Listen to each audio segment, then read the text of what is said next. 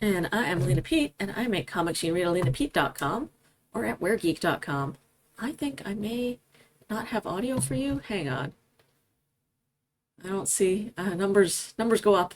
It's not happening on this. What is it coming through? Man, properties.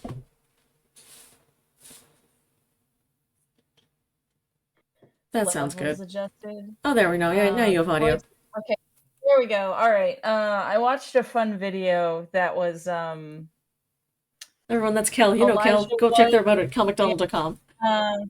I watched a fun video that was Elijah Wood and Oh, what's his yes. name played Yeah, Sam yeah, yeah. playing Paul. I saw that one as well. I love that he played a Dark And Urge halfling, basically just a hobbit. yes, yes, and that Sam threw him in the volcano this time. Yes, perfect. It's the only way. I also love Elijah Woods, like when it gives him the option to kick the squirrel, he like looks shifty-eyed back and forth and then clicks kick the squirrel. Yes, Um that was good. I also watched an interview with Asarian's voice actor, where he He is said that amazing. he based Asarian's body movements and as a general inspiration, um, a feral cat that it took him 3 years to befriend. That is So perfect. yeah, so my Molly Muldoon is currently streaming her playing it, and she's going in basically blind. Good. And I told her she has to go pick up a stray cat and gave her directions to recruit Astarion. Excellent. I Um, almost missed Asterion on my playthrough because I didn't go over that um, way first. Molly almost missed both Astarion and Gale. Gale was on the way to getting Astarion. I do like that if you slap Gale's hand when he says a hand, Yes. you can do the meme thing of high-fiving his hand. Good. And he says clarification, a helping hand. So that's fun. I did miss Minthara in my first play. Well, I'm on my first playthrough. So in this current playthrough, which I'm going in blind, I don't know what Um, what the no spoilers kind of thing. I was just gonna play through as my D&D character, have fun, and I accidentally killed Minthara because they were like, "Yo, there's this evil drow in here. She's making all the goblins. She's in charge of all the goblins." And I'm like, "Well, if I take her out, the goblins won't attack." So I just yeah. fully snuck up and killed That her. is the way that you are intended to play. I Uh, just fully killed her, and she could have been a companion, but that's fine. well, the thing is you either kill her and save Hallison, or you side with her and kill Hallison. Right. Well, So you got Bear Daddy. That's the I got Bear Daddy, and Bear Daddy was just like, "Yo, I know you already are with Karlach and everything, but like, do you maybe want a poly?" And I'm like, "Fuck yes, let's do this." yeah. So I just went back to camp to talk to Karlach, and she was like, sure, I gotta think about it, but like, you go nuts." Um, I watched a video that was everyone's reactions to asking if you want to do poly. Um, and Shadowheart does have the best reaction. Which is, I I will not romance her because I do not like her character. But yeah, her reaction is you need to go fuck that bear right now, and then you need good, to tell me all the details. perfect, wonderful. And I was like, Uh, that's the best reaction. what is your Worst opinion on character. Lizelle? Because I figured you would really like her. She's great. She's Lae'zel's great. great. Lizelle's great. She's just like, Um, listen, if we're not killing it, why are we not? um, I I also was joking around with Sylphie, who's Iron Circus's new social media Mm, person. Because she fucking loves Baldur's Gate and it's real good, wants real to good. step on Astarion. I'm And gonna have to do Astarion in another or Astarion romance in another playthrough because it's so just not if happening this you playthrough. Well, if you do romance him, do it as Dark Urge. That's my second playthrough will be a Dark Urge. Yeah, because I am playing there's very he good gets right now. extra dialogue. He gets extra dialogue for Dark Urge. Good. I'd heard the best Dark Urge But playthrough is basically Romance Astarion and be the Dark Urge resisting, where you're like, listen, man, we're both just trying yeah, to make it through here. Everything sucks. you're in evil rehab with him. Basically. So yeah, so it's so we were talking about it, and I was like, all right, so if my city between characters Yeah. were playing Baldur's Gate, who would they kiss? Um, and so I had Rebecca kisses Lizelle because she's like, I like the way this gal thinks. And then Yeah. Marnie romances Karlak, and like when asked about it, would just reply, "I have a type." And, Good. and then I have Connor doesn't want to admit it, but he does like nice people, heroics people. So Will would show up and he would be like, "Who the fuck's this nerd?" Yeah. But then he would kiss Will. Yeah. And I My have character that would have romanced Will, but I must have chose a wrong dialogue at some point or anything because it just never went anywhere. Will apparently is extra super monogamous according to people talking about it. So if he sees Gotcha. you flirting with other people, he will Oh not. no. Oh Will, no, sir. Um Why you like that? because he wants you to be like his one true love, and you to be your one true love. I'd You heard have that he's eyes very for no vanilla and others. boring, and that's probably why. Yeah. So anyway, so yeah, so Connor would be Connor. like, "Who's this nerd?" and then kiss him. Good. Excellent. And Jeff One of my favorite would types of romance. romance Jeff would romance whoever hits on him first. So he would probably end up with Astarion. Or Lae'zel. Um, Lae'zel like tried to jump my bones like 20 minutes in and was like, "Yo, you fight good. Let's fuck." well, Jeff's also a goody two shoes, so he might piss off Lae'zel by not being violent enough. And whereas Astarion will hit on you even if he's not romancing you. That's true.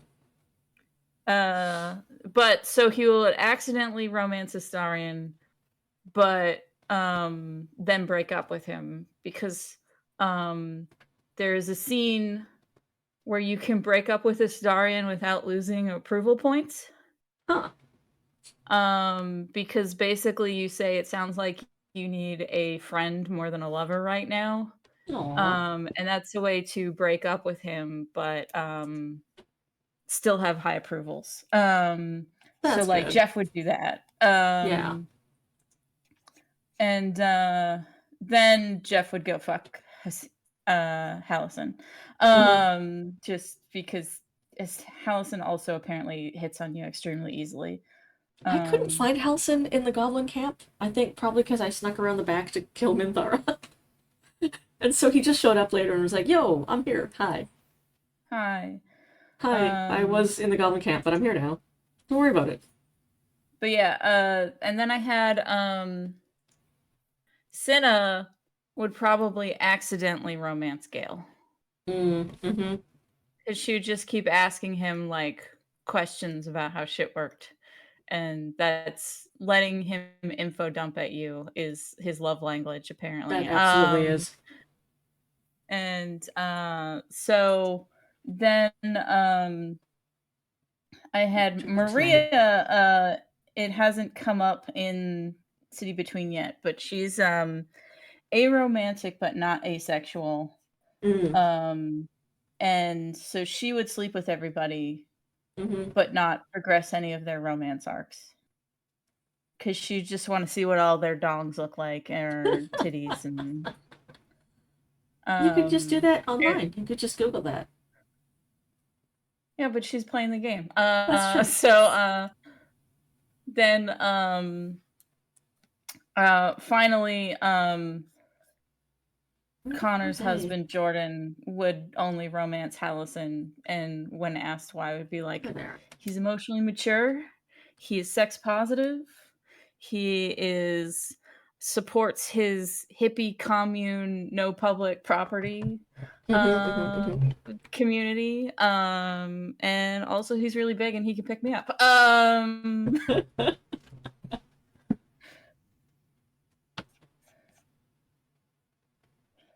He's a what big character. So I'm playing an orc, and Halson is still taller than her, and I'm like, this is a big lad.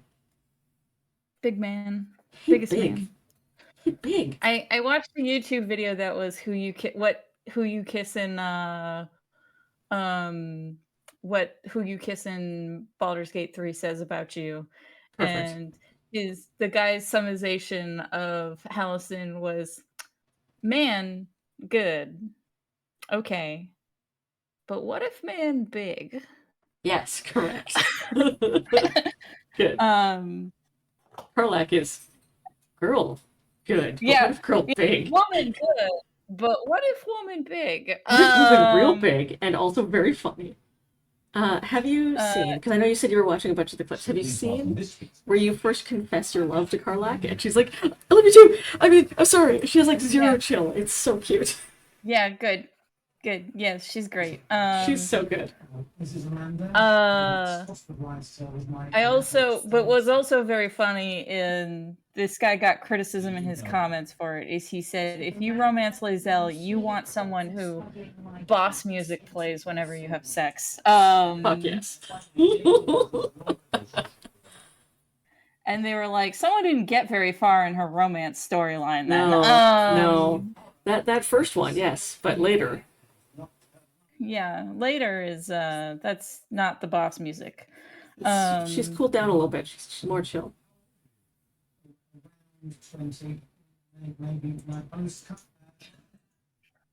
Yeah, the first romance cutscene is basically like, you fight good. Let's hit the sack right now. You're like, whoa, okay. Yeah. Wow. And then she wakes you up in the middle of the night to have feelings at you. Yes. Yeah.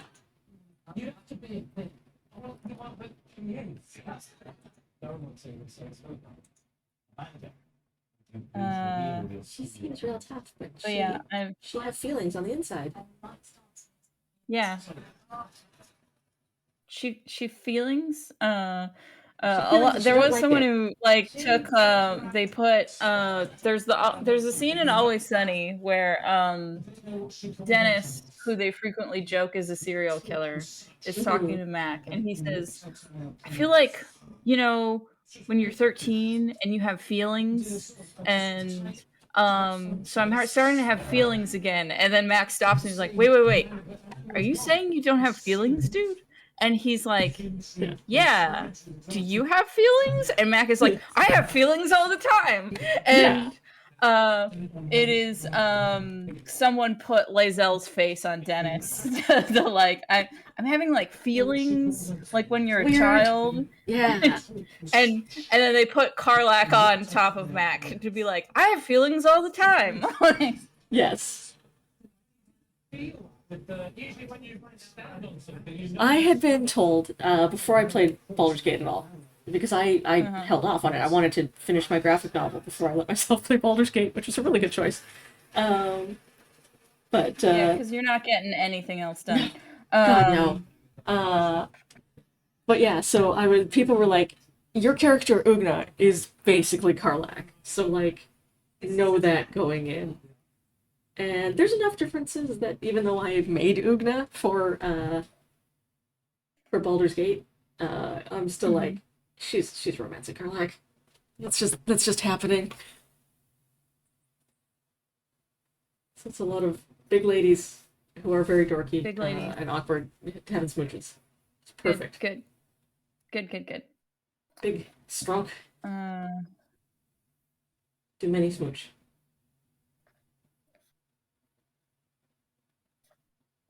Speaking of big, strong ladies, I missed what's also while we were fun. Away. I was gonna say while we were away at Emerald City, I missed the strongman competitions for this year, and this is one of the first years that they've had Arnold Classic. not strongman. This is one of the first years that they've had the women's Hmm. competitors on stage with the men's sports, and oh my god, I love them so much. Big strong Okay. ladies, good variety of types, like even more than in the men. And Hmm. there is a amazing Polynesian indigenous woman who is one of the strong women, and she's so good. Good. I love her so much. First Arnold's. It was her very first Um, Arnold's this year, and so I watched it when I got back from Emerald City, and I was Great. very into it. Um, So good. the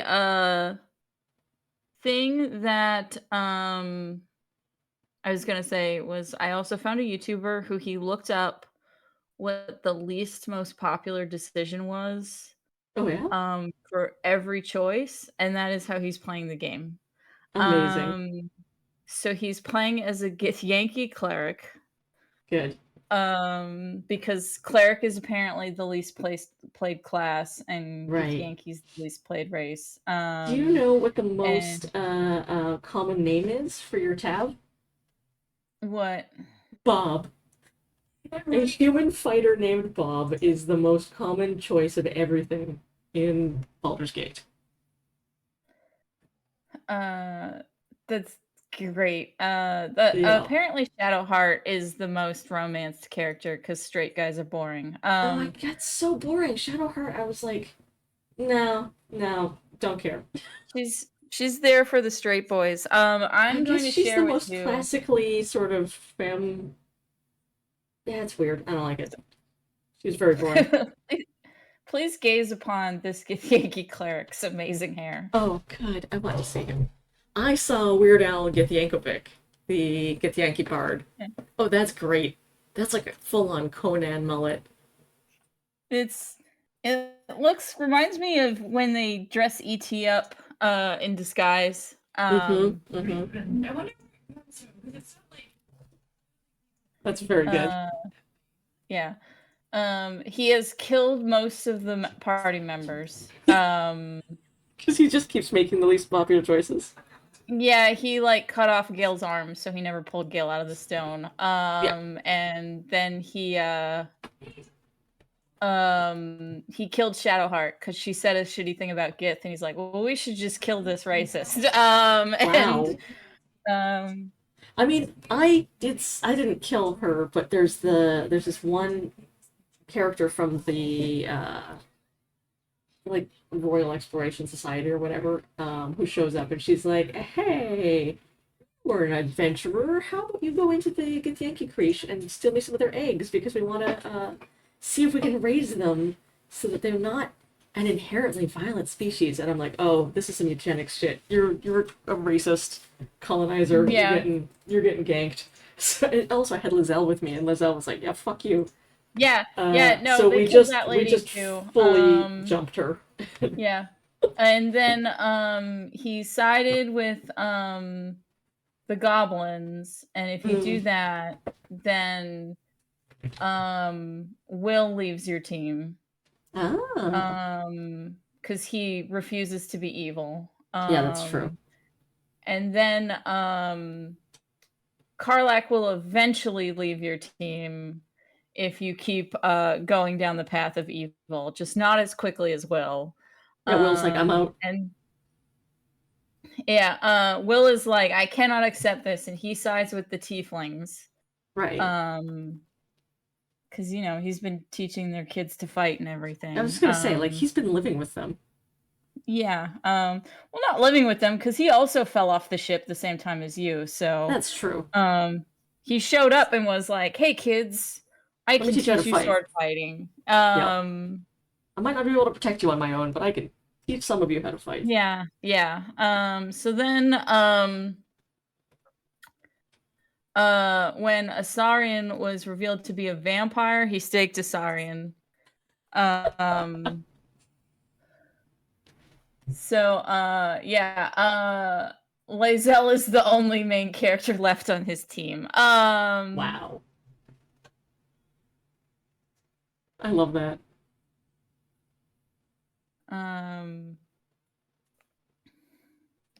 So far, I have remained lithified, even though I'm deep into Act 3. I have a -1 to my wisdom, so I was like, I'm not gonna make this. I'm definitely not gonna make this. I know I've eaten a couple of the tadpoles, and I'm a low wisdom character to begin with, so this is not gonna happen. And then I rolled a nat 20, and I was like, well, nat 20s just happen sometimes, I guess. I'm going with it. Let's just do this. Yeah, you So- got lucky. I got super lucky. It was an impossible roll. I would have had to roll, I think it was difficulty 21, and I'm like, I'm a -1 wisdom, so I Yep. can't even. There's no possible way for me to make this. A nice detail that someone pointed out in the videos I was watching is, so when you meet everyone, you get the like little tadpole connection, Yeah, except with Gale, because he's a wizard, so he's practiced his mind nonsense. That's true. I was confused first because I didn't get it, and I thought maybe he hadn't been on the ship. But then he was like, "Yeah, I was on the ship too." Yeah, and so it's just because he's got the best mental defenses of your party. While Molly was playing, she got the option to peek into his mind. Oh, cool. And it's like you have to roll higher than a 16. Oof. Yeah. So yeah, that ain't happening. Certainly not for my character. Yeah. Who is big and strong, but a dumbass, and I love her. I kind of want to play through a character that has 0 in some skills, because a lot of the people that I've been playing, or seeing people play, are like average at the stuff they're not good at. They're like good at one thing, and then they're kind of average at everything else, and it's like, Yeah, that's kind of how well, what these if characters you work out. absolutely sucked at everything except for the things that you were proficient in? What if you were catastrophically bad at one thing? Yeah, like, so it's like, if I play a bard, their like important stuff is charisma, obviously, but also, is it dexterity or intelligence that they need? Usually, I think for their spellcasting it's charisma, so probably dex. You want a good dex. Yeah, so like max out both charisma and dex, and then everything else is zeros. So they're like the dumbest piece of shit in the world, but they have cult leader charisma. That is how most people and can play their do bards. all the backflips.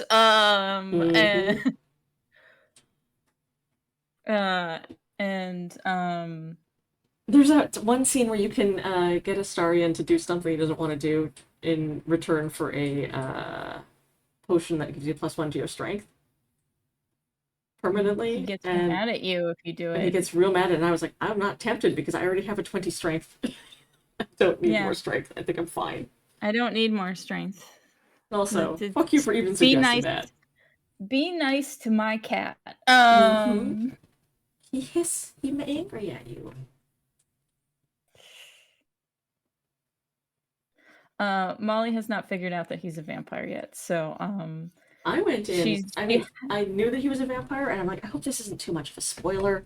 I don't know. They're really playing it subtly right now, so we'll see. And then I was like, the very first cutscene, I'm like, oh, he's just fully got vampire bites on his neck, and he's really pale. And I yeah, found so a bunch Molly of books did that are notice like, that, and yo, yeah, pale elves are vampires.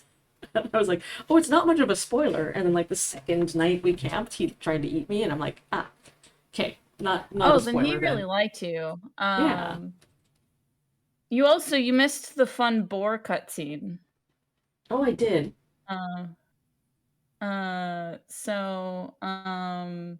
The boar cutscene is that if he hasn't revealed that he's a vampire yet, and he likes you, you get a I think I did cutscene. get that one. Okay. Where there's like something in the woods, and he's like, "Oh, just a No, boar." it's a dead boar is in the middle of the road. Yeah. You go and examine it, and he's like, oh, if you try to determine the cause of death and pass the wisdom check, you make a note that it has puncture marks on its throat and it's been Mm-hmm. insanguinated. And Yeah. Astarion says, like, a vampire did this, but I don't want to worry you. Vampires are very dangerous. Don't worry. I'll protect you. You're like, it was you, you bastard. Don't Yeah. eat me. And someone made a very funny comic about it that I will share with you. Just give me a moment. I've been rewatching What We Do in the Shadows. And I really like I love vampires that are bad at being vampires. It's my favorite. All right. Because, as we've discussed before, vampires are the 1%.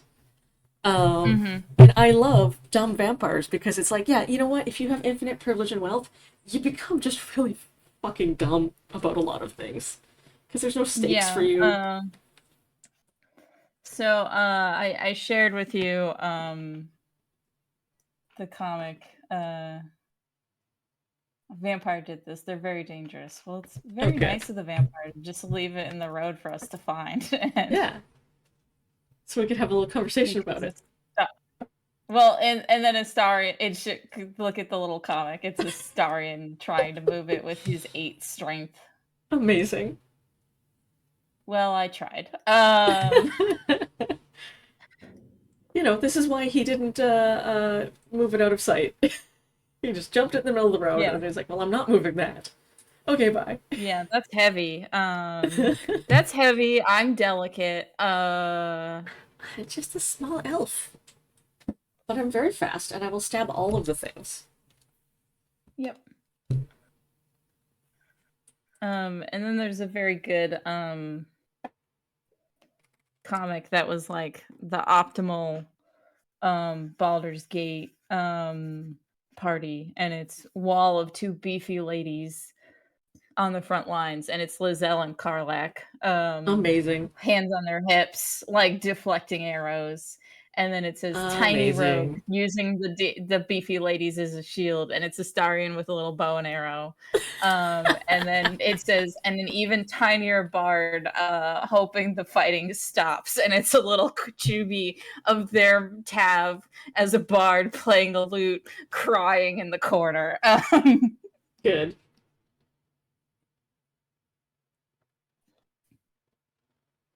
That is an ideal D&D party, to be honest. Yeah. Gotta have them beefy ladies. There's also a funny comic I saw that was Guys' Night Out in Baldur's Gate, and it's the person's Tav playing a flute because they're a bard, with like Will and Astarion having like a fun, swell time. And then it says Girls' Night Out, and it's Lizelle and Shadowheart trying to kill each other while Karlach is just throwing stuff for fun and everything is on fire. Perfect. Love it. Karlach's... I love Karlach. She's so good. She has no chill, and it's very cute. She's too precious for this world. Her idle animations are really good too. She's just constantly fidgeting. Oh, Astarion's voice actor is also live streaming Baldur's Gate, and he's romancing himself. Beautiful. That would be so weird. I already have a hard enough time listening to my own voice on stream. But to literally be like romancing your own voice, that's a trip. That's weird.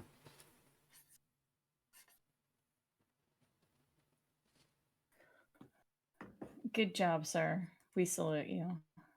Have you seen? There's also there was somebody who came to one of the shows he was at, and had a trans pride flag that just said Astarion approves on it, and he was like, "Oh, Astarion absolutely approves." Yeah. Love him. I also like there's a video that is the cast of Baldur's Gate playing D&D as their characters. Oh, hell yes.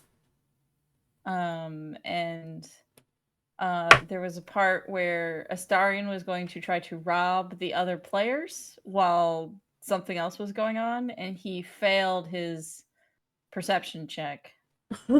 So, like, catastrophically failed. Amazing. And so the joke became that he was distracted by Gale's boots while Gale was spellcasting, because they're just really nice boots and they have like very intricate stitching. Like, They're high so then the quality. running joke is that whenever someone like fails their perception check, is Scales boots. they're distracted by Gale's boots. They're just so great. I mean, listen, this is the man that was like, I am banging a goddess. I am the chosen one of magic. I'm rich. I got a house in Baldur's Gate. And everyone else is like, I have nothing. I he guess has a Will. cat in the library. Will is a rich boy, Yeah. but like he's been estranged from his dad, so he's not rich anymore. Yeah. There's some trans allegory going on in Will's story. Yeah.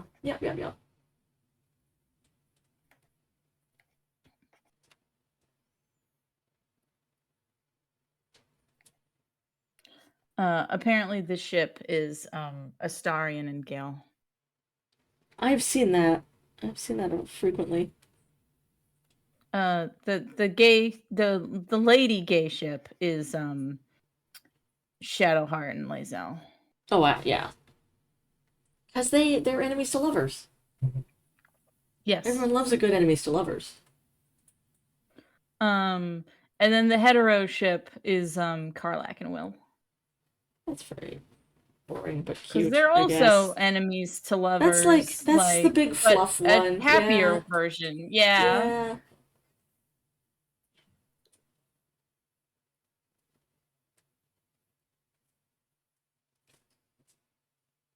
Oh, how was the furry con? Oh, quite good. Did you successfully sell a lot of werewolf books? I did actually. Sam and I were laughing because we were like, okay, we missed out on this one last year because it was the same weekend as Emerald City. And we were like, well, obviously we got to do Emerald City. It's a much bigger sales show for us. But this year was so good for both of us that I was like, my overall total is not as good as Emerald City because it's a shorter show. But like one day at the furry show was better than any day at Emerald City this year. And I was like, it's on the same day again next year. And so I'm like, I have way more expenses at Emerald City. I don't think I cannot go because like it's one of my few big shows of the year. Will never let you go back. Exactly. So I'm like, okay, Sam, what if we did a thing where you go and run the Emerald City booth, and I will come to Vancouver, and I can take commissions for both of us? Because there are people like we've both been there long enough now that we're built up like regulars, right? And I'm like, well, they know me, and if I have a little sign at my table that's like, you like Sam's art, I will handle all the stuff for you and then get him all the info. And then I would send a booth helper down to help Sam with my stuff down in Seattle. And I'm like, maybe we can be both places at once. Because like we'd be fools not to do either one of them. They're so good. They're so good to both of us. And like I really enjoy the furry show. Just in terms of like it's fun drawing people's pets and stuff. But there's something about drawing somebody's persona and then seeing the like joy in their face when you hand over their sketchbook. Because like you're drawing them, you're drawing their soul, and they love that. They're like, "Thank you so much. This is great. It's my favorite thing." I just hate drawing commissions. That's the main reason why I don't do furry shows. Is I know the big draw is commissions. Man. and I just I hate doing them. I'm fast. It's that animator training. I can whip out a I commission. mean, No I'm fast problem. too. I just hate doing them. Gotcha. Yeah, that's fair. It's completely just hate. Yeah. Yeah, Hate is in my heart. Whereas I love it. I love seeing people's characters or their dogs, and drawing cute I animals is I just want a to thing I draw could do my all day. Blorbos. I don't care about their Blorbos. I don't care about your Blobo. Yeah, basically. Whereas I'm like, yeah, I can see that you love this Blorbo. Let me give them into my hands. They'll be in good care. I will take good care of them. Kevin was telling me that my taste in character is the darker side of Blorbo. Not wrong. If I ever did a sketchbook that was fan art, that's what I would title it: The Darker Side of Blorbo. Amazing.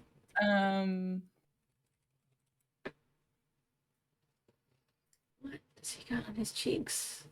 I'm trying to find reference. That's better. Also been keeping up with Delicious in Dungeon. I need to get into that one.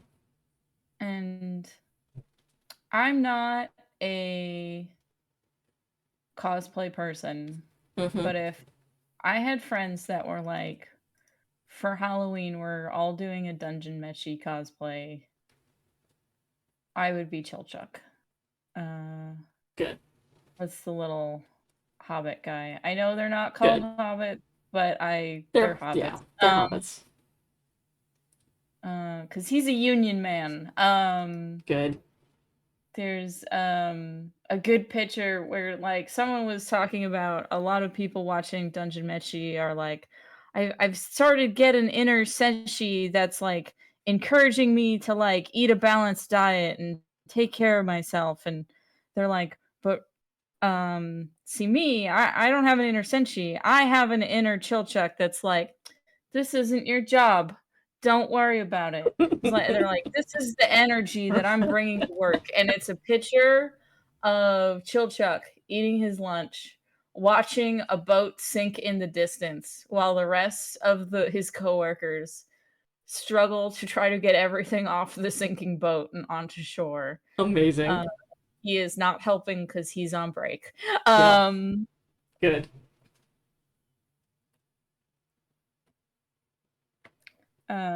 There's a great part where they're making plans to fight the dragon, and he's like, yeah, fighting a dragon with just 3 people is really gonna be real hard for y'all. And then there's like a beat of silence, and then it's like, I'm sorry, did you think I was gonna help? Where are locks on a dragon for me to pick? Like, what am I supposed to do? yeah. Listen, I'm like literally like 3 feet tall.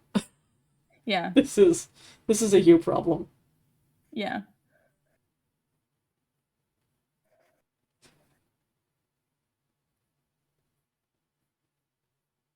And he doesn't want to admit it, but he's team dad. Because he's the one that's like, hey, don't get burnt out. Yep. Take a break. Don't push yourself too hard. Eat some food. Yeah. Well, he's not the eat some food. That's Senshi. So they're together, team dad. Right. He's like, Senshi's the big knight guy, right? No, Senshi's the dwarf. Oh, okay. He's the daddy dwarf. Yes. Yeah, everyone likes that daddy dwarf. Yeah, people want to fuck him. People love a daddy dwarf. Dwarf you want to fuck. You know. Yeah. Yeah. So Senshi is making sure that everyone's eating a well-balanced meal. And Chilchuck is like, you're tired, take a nap. Good. And like there's a part where the elf wizard wants to keep pushing, and Chilchuck's like, you're out of mana, take a nap. Like, Yeah. pushing. Like, if you face a dragon when you have no mana, that's no good. Like, Mm-hmm. That's gonna be a take it in. problem. This helps no one. That is one of the things I love about Baldur's Gate is that they're like, so we have this mechanic from D&D where you have to take lots of breaks because you're out of spell slots and stuff. So we're gonna tie all that good gooey romance and lots of the story stuff to when you are having a nap. This is the shit that happens. That also encourages players to challenge themselves on the difficulty of the game. Yes. Because if the game's too easy, you're not taking the long rests. And then you're not getting them good story beats. Cutscenes, yeah. Get them good How story will beats. you get if you do You need not to rest? kiss. You need to kiss the people.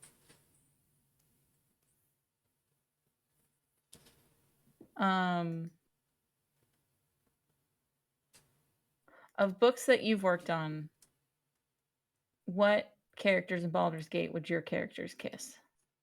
Oh my god. Okay. I gotta put down my pencil for this one. Think about the Were Geek characters kissing Baldur's Gate. I know who I would dress each of them as. Abby would cosplay as Karlach. Sarah would be Shadowheart, absolutely. Joel would be Astarion. Mark would probably be Halsin. And Dustin would be Gale, 100%. But as for who each of them would kiss, that's a tougher question. I mean, Abby is ace, so Abby would not be really kissing any of them. Might be interested still in a romance with someone. That's why I phrased it as like if they're playing the game. So they're acknowledging that this is going to be happening in real life. So yeah. while he's ace, Sarah she would might be still appreciate the story. the smooching, absolutely. I think Sarah would definitely be romancing Gale. Just the dude with a cat and lots of books is very her thing.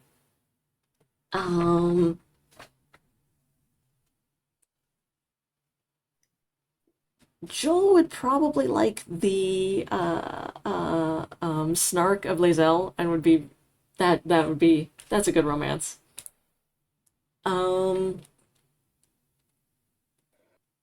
Mark at first seems like he's your like straight white guy who would just romance Shadowheart. But he plays kind of a barbarian in the D&D game in the strip, so I think he might actually be romancing Karlach. If he's playing the barbarian, yeah, would he put a lot of investment on having Karlach on his team? Maybe. Just because he likes the Double dialogue. barbarian. Double barbarian. Yeah. I do that a lot. I mean, I have Lae'zel, and we're double fighter. You are the other woman in the strong lady wall. Yeah, it's like Karlach, because she can absorb damage, and then Lae'zel and Ugna destroying everything in their path. And then usually Astarion, because I need someone to pick locks. Astarion's there too. No. Listen, you don't need to heal if you kill them first. Right before we were streaming, I watched a video that's everyone's reaction to finding out you're the Dark Urge. Oh, good. And it's funny because they're all like, you can resist and you can be good and better.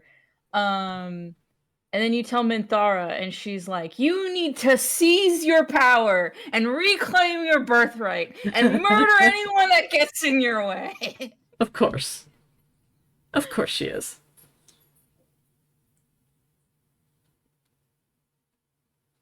You're great. What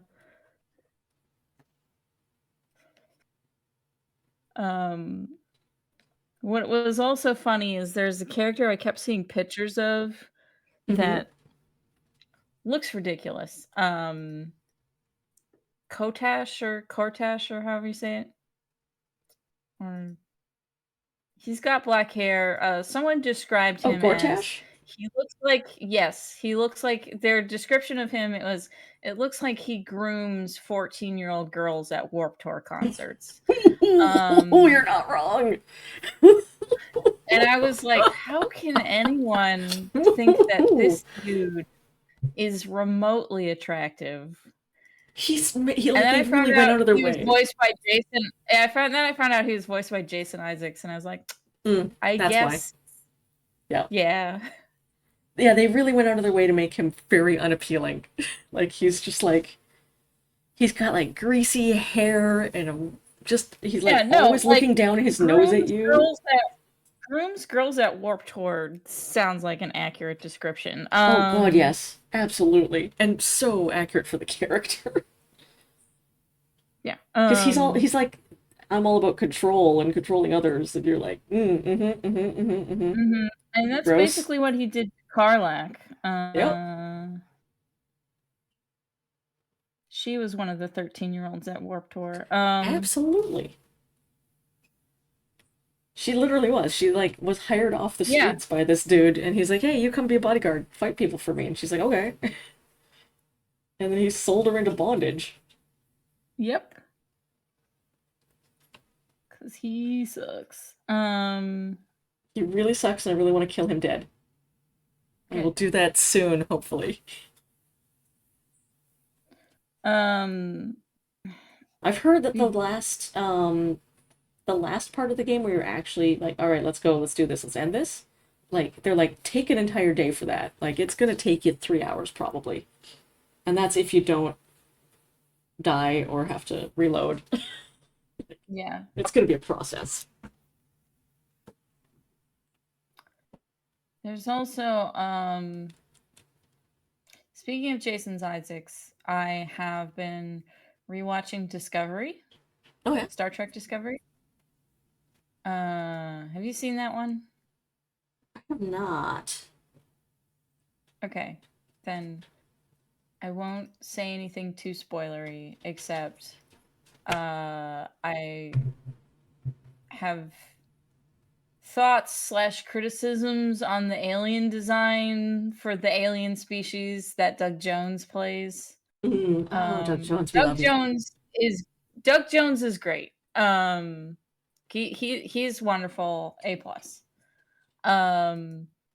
The problem is there's a part where they go to the planet he's from, and he's supposed to be descended from a prey species. And they talk to his sister, and the female of his species are just him but smoother.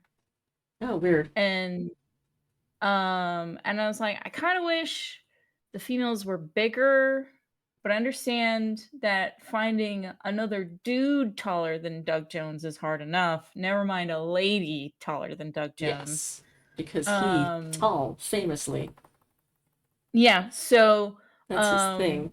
So then, in that case, then I kind of wish that maybe they were wider. Like maybe they lay eggs, so the lady's got to be bigger to lay a bunch of eggs at once. But like like if someone took Doug Jones and squished him, but or barring that, if the female characters had different coloring, like you need to hide more. One of his main things is that he's anxious all the time because he's descended from like a prey species, right? And since prey species, like the females to protect their young would hide better than the males, so it's like give her spots or something, like some or cool like camouflage. a darker coloring. It's just sort of.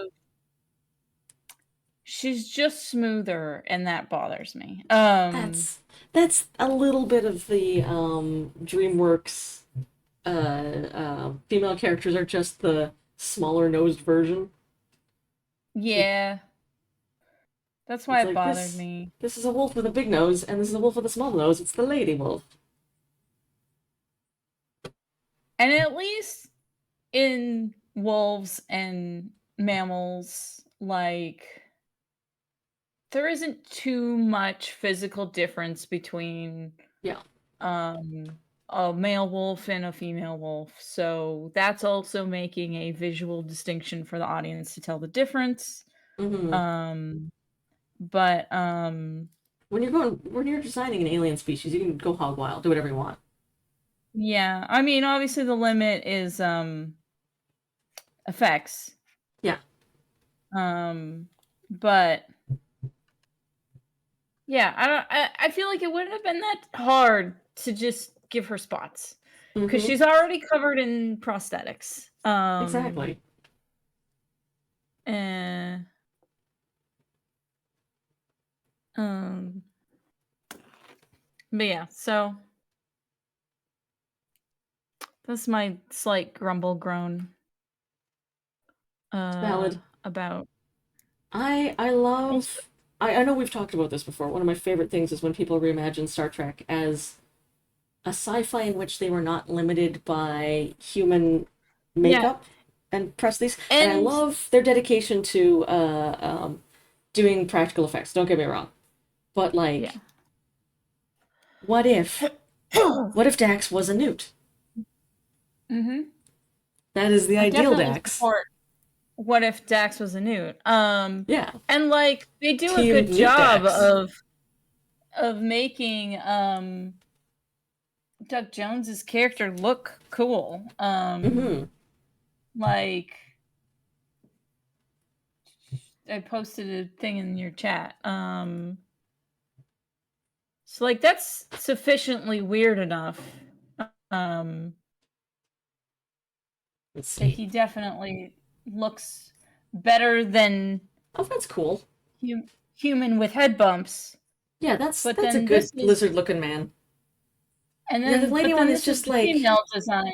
Yeah, you're and right. She just looks like somebody kind of like smoothed her out a little smoother. bit.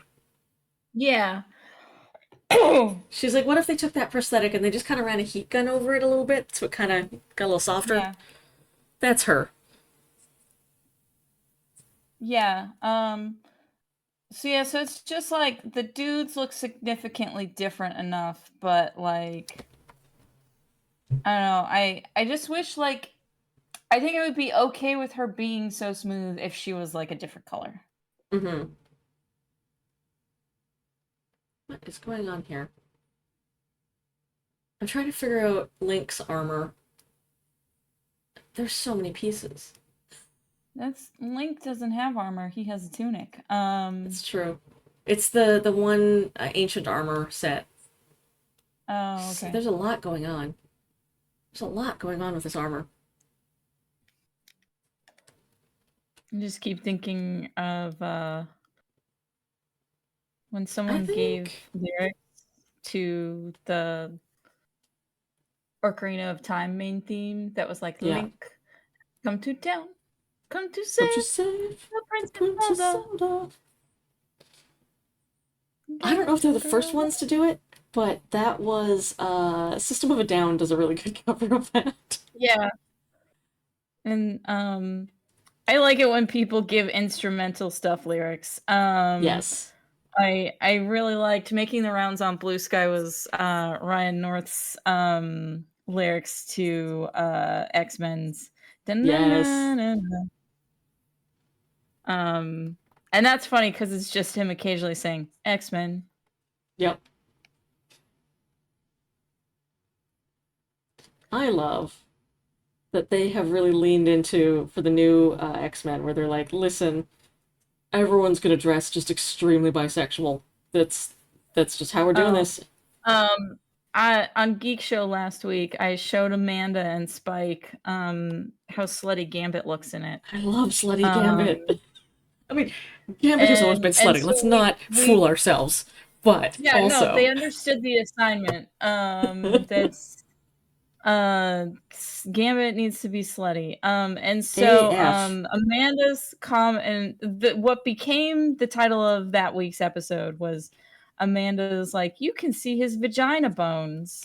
And I responded with, that's how you know he's a whore. So Absolutely. that became the title of the Absolutely. show. Good. Um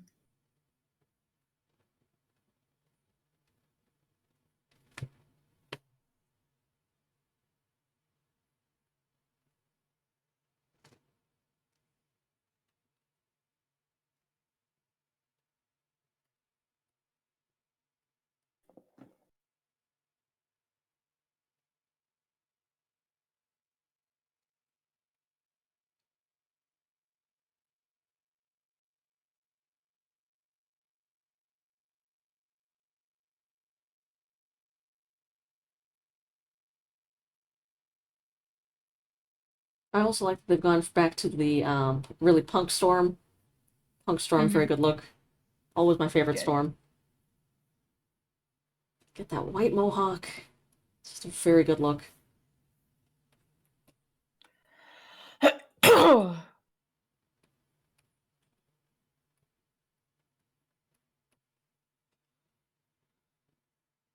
Okay. I think I can just leave the armor pieces off of this and we still get the idea. Because there's just, it would obscure so many of the details, and I've got tails going over here, and like, it's a lot. There's a lot going on in this picture.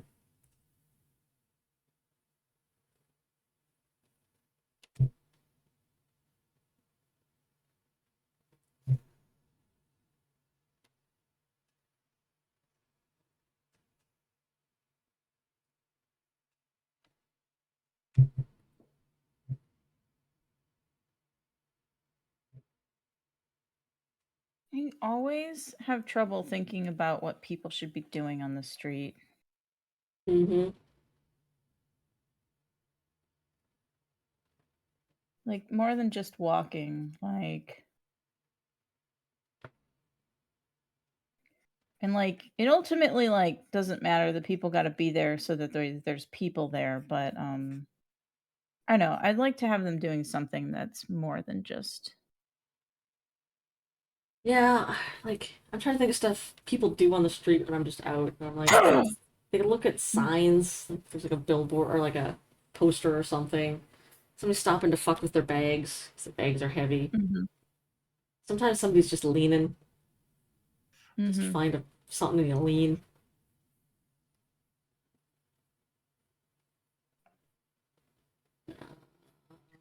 Cat and dogs looks good. But then you have to draw a dog.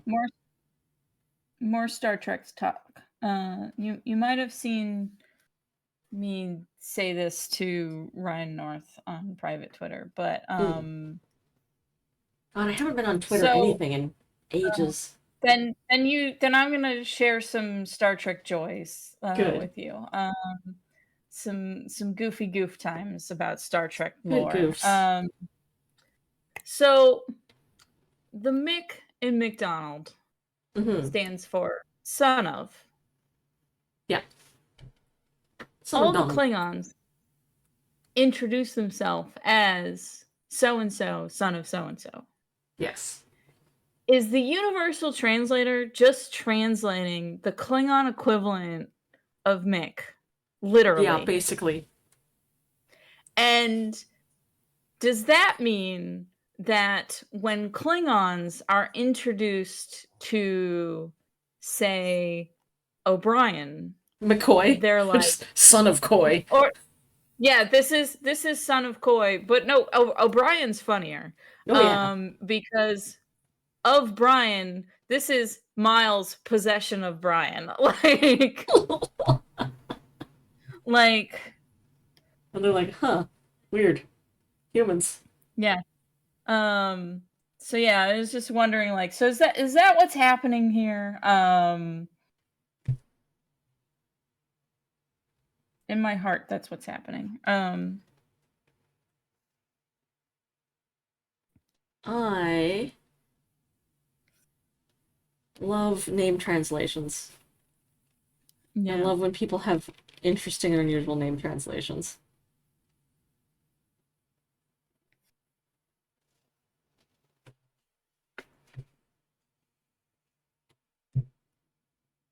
I just like so Akira Toriyama died recently. Yeah. And there was a R.I.P. an statement absolute legend. there was a statement from the guy who made One Piece. Mm-hmm. That made the rounds on social media. And Zach Davison pointed out, like, this is clearly machine translated. Like, the people releasing it just ran his Japanese statement through a Google Translator. Mm-hmm. And Zach found the original Japanese statement and did his own translation. Oh, cool. And it just made me, like, think about, like, yeah, the limits of that universal translator, because we have had episodes like the species that communicates in Tarmaka and Jalad memes. at Tanagra. Yeah. Yeah, we love them. We love a meme alien. Mm-hmm.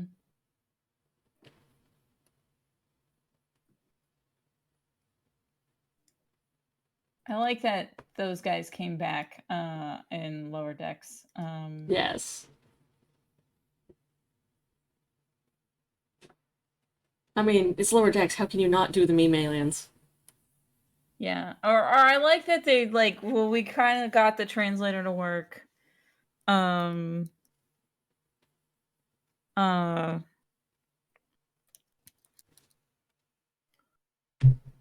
and so he only occasionally talks in memes. Mm-hmm. But also are you caught up on Lower Decks? I am not. There's a part where the first officer gets annoyed at an ensign and then says one of the Temerian memes, Amazing. and um it's very funny that the like Temerian guy is like, "Aw," and he says a different meme, and the first officer's like, "I pay attention," and they like fist bump. Nice.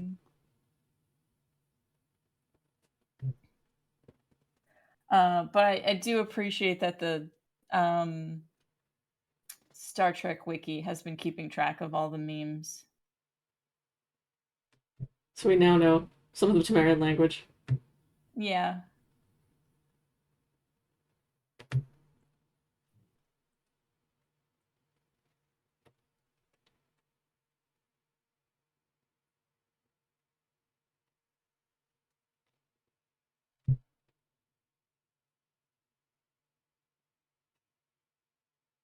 Can't say why, but I need to do some reading on the Maquis again, just to refresh my memory.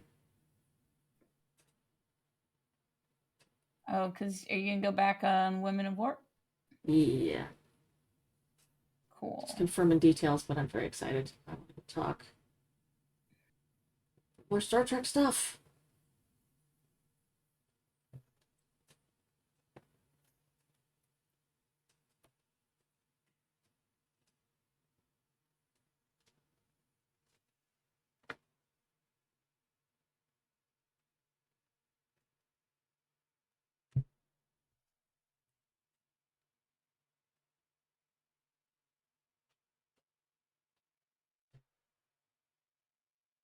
Okay, I found it. So first officer says, "Shaka when the walls fell," and the other guy's like, "Aw."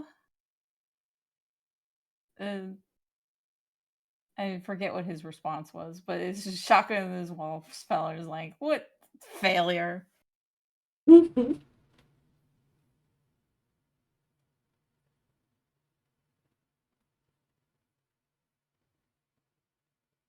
I love when people redo memes, like modern day memes, but in the Temerian style. Very good. Fry, his hand outstretched, money in his fist. Yes. Um, I had to explain the Always Sunny uh title card thing in another Discord because someone posted a meme that is Anakin from the prequels saying no one can kill a Jedi, and then it's just the Always Sunny title card font on black going Anakin kills all the Jedi. And Good. I responded with I heard the Always Sunny music in my head. Good. Have you seen Always Sunny in Faerun? Yes, I have. I also I saw a hoped you had. really I also saw a really good one that was summing up every D&D class with Always Sunny clips. Good. Like Monk is uh Mac saying to Charlie, "I do backflips like every day." Um, Correct.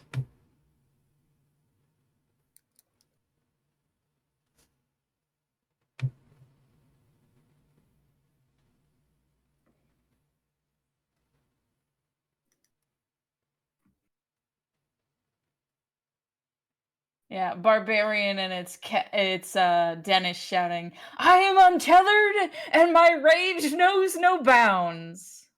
Perfect. Ideal. Bard is Dennis talking, and he goes, "Crime, penetration, crime, full penetration, crime, penetration." And then Cleric is Mac on the therapist's couch saying, "Well, first of all, through God, all things are possible, so jot that down." Good. And then Druid is Charlie saying, "Cats do not abide by laws of nature, all right." Very nice. And then Rogue is Danny DeVito saying, "My life is a lie, someone's gotta get stabbed." Accurate. Warlock is Dennis saying, "I just want the money and the illusion of power." Mm-hmm. They're all very good. I also enjoyed that guy did that video that was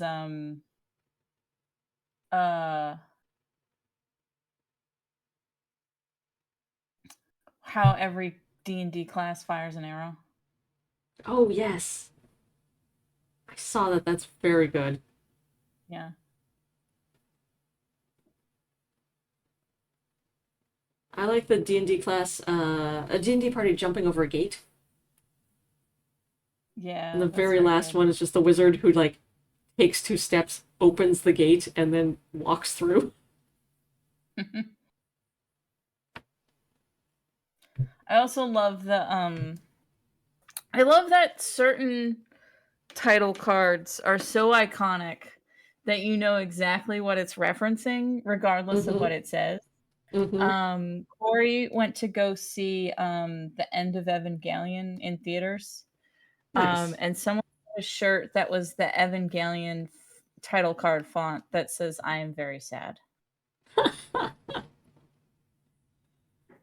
Good. And I bought Blue a shirt that was the Evangelion title font that says, "Hormone therapy, you are not cis." Good.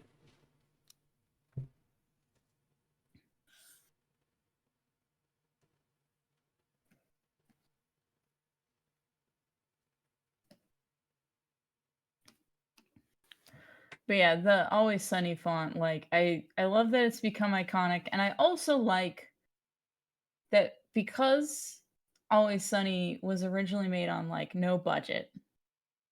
The music that they use is public domain. So Mm-hmm. you could make your own Always Sunny style cold open At any point. for anything.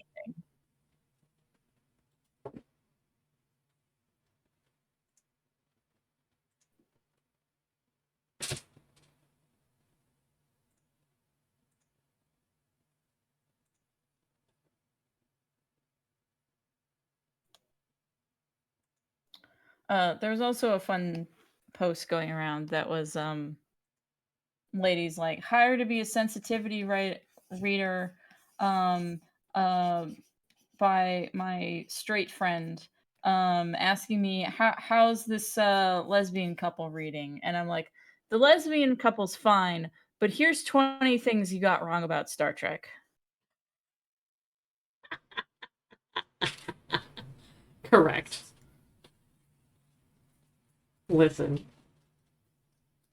Star Trek is queer culture. Also, you hired a nerd.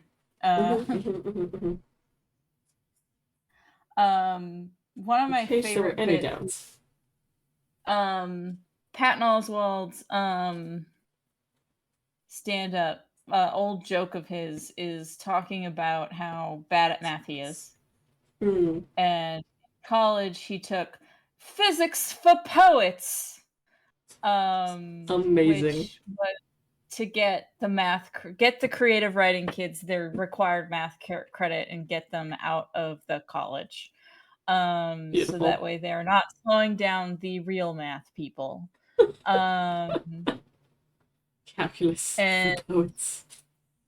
and he's like, the person teaching the class was the head of the physics department and was clearly like doing someone a favor by teaching this math heavy subject to all of these creative writing kids. Mm-hmm. And during our final, he just wrote one question on the board, which was, if the USS Enterprise is, and it was basically like a velocity question, Gotcha. but it said, how, in it said, Chekhov fires the phasers. Oh no. Oh no. And Patton Oswalt then describes, he goes, now from other kids' point of view, they saw me get up from my desk, go down, walk all the way up front, and talk to the professor about something. And I was quiet enough that people did not hear me, but it was very clear from my body language that I was being very specific and was very angry. Yes. And then the professor hung his head in defeat and says, I have just been informed it is Sulu fires the phasers. If this has made the problem impossible to solve. Correct.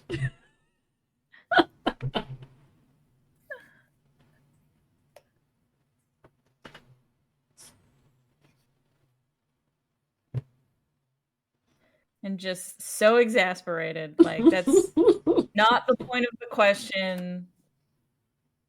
Listen, if you're gonna throw a Star Trek question, you better bring the track. I guess this was before you could just Google it.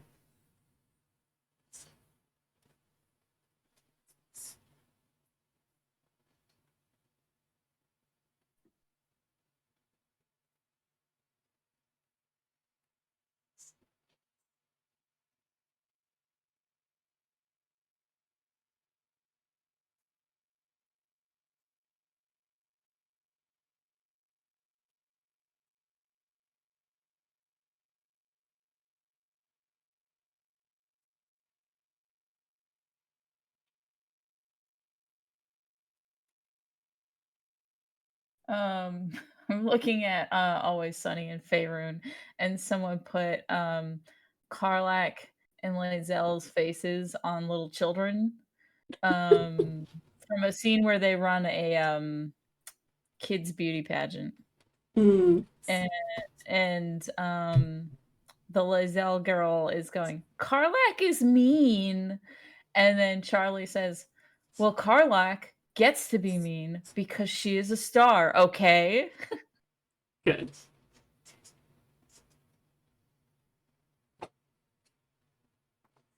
That should be the opposite way, though. Yeah. Well, people like Karlak more than they like Lae'zel. It's true. I do like the angry girl, though. She's fun. Yeah, there's another one where it's Astarion is on Dennis and Lae'zel is on Mac. And it's Dennis is saying, how exactly do you view yourself within the context of the group? Yep. And Mac / Lae'zel says, the sheriff of the party?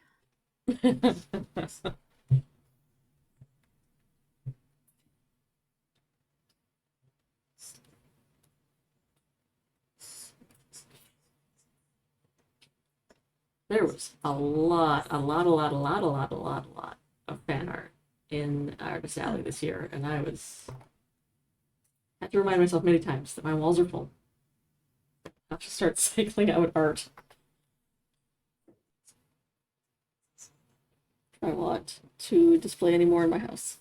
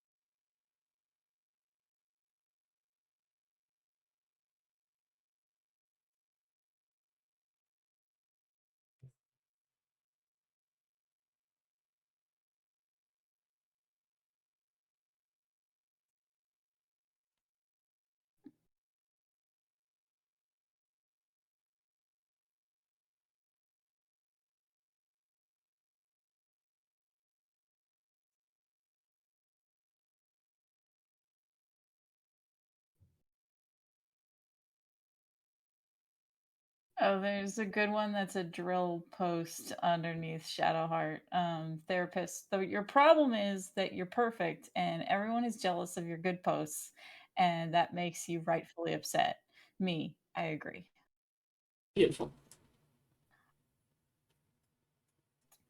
There's also a lot of people using the meme that's the text screen that's like I want a baby and different people's reaction to it. Oh, nice.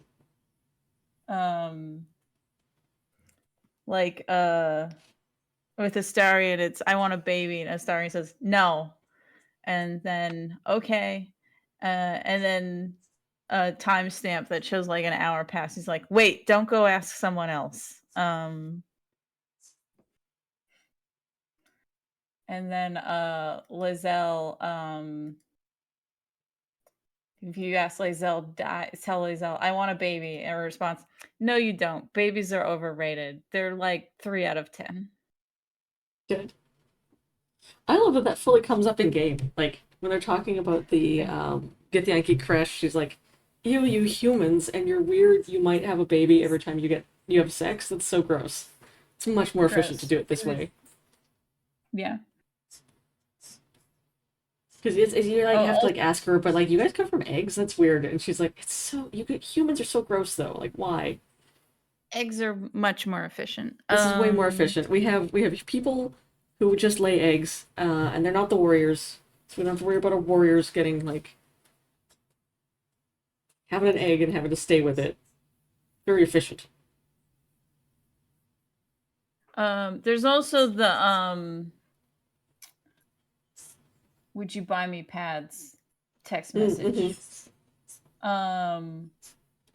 And Hallison had the funniest one for that, which is I hate that capitalism has commodified a natural inner workings of the body, and that is something to force you to engage in capitalist bullshit just because of your biological needs. But yes, I will buy you pads. What Oh, kind of do you course he want? would. Of course he would. Yeah. But first he's going to tell you that capitalism sucks.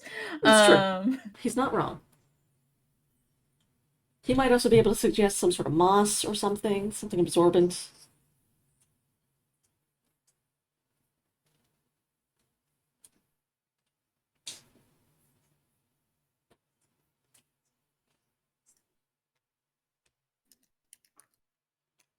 Cattail fluff was what part of what was used out on the plains. It was also used for babies, diapers sort of thing. Shove a lot of cattail fluff in there with your baby. And then when they were in their carrier, and it just absorbs all their poop and pee, and then you just clean it out later. Yeah, that's all you need. Yeah. It's absorbent. The babies love it. It's real soft. completely biodegradable.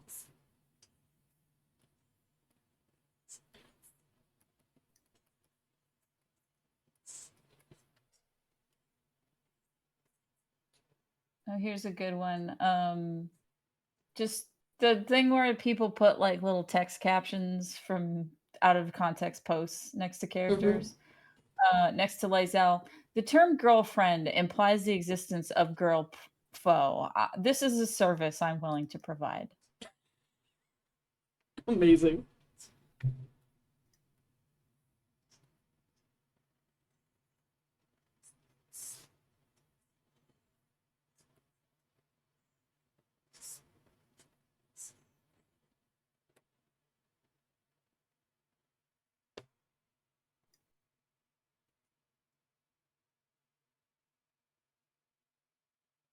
And then there's a good one of Asterion that's like, I'll be real, kitten. Daddy's about ready to kill himself.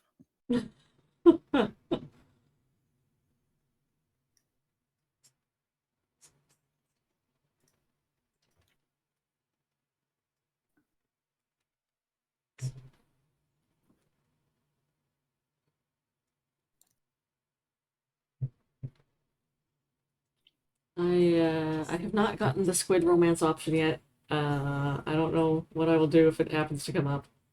There was a good dialogue bit though, where he's like, "Did you do this thing?" And you're like, "Listen, if we're gonna work together, you do need to like trust me at some point without just rooting around in my brain. Please don't." And he actually like is quiet for a minute and is like, "That is a reasonable request." And then he just trusts you after that, which is nice. Um, At least enough another to fun thing. not root around in A your fun brain. thing is if you become a squid. Mhm. Obviously, whoever you're romancing is gonna have feelings about you becoming a squid. Yeah. Um, Let's be frank about this. A genitalless creature that eats brains. So Astarion is like, this will take some getting used to. Yeah. Other characters like Lae'zel will obviously break up with you. No, She obviously, don't because mess she's with like the gross. squids. No. And then Will keep dating you, but not in public. Mm-hmm. And then they're like, but Gale is like, no, we're getting married still. Yeah. Everyone here's my tentacle wife. Hi. I mean, Gail was the one who, when you were like, "Do you want to be a squid?" is like, God, the things I could do. But no. But maybe? No.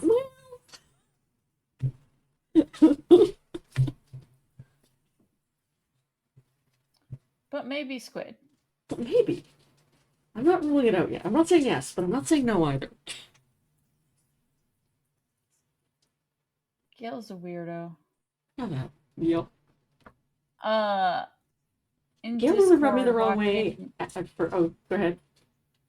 Oh, finish your thing. I was gonna say, Gail really rubbed me the wrong way at first because he's so demanding when he's about to explode. Like, he's just like, "Give me your magic items. Give me your very expensive magic items, and I won't tell you why." And you're like, dude, that's a big ask.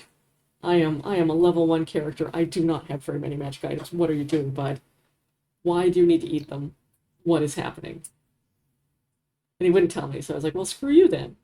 I'm not going to give you my magic item. I only have one.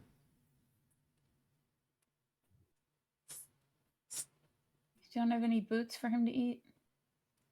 I think I've actually got That's a the dumb other- hat, and I was like, I don't need that hat. It's fine. You can eat my hat.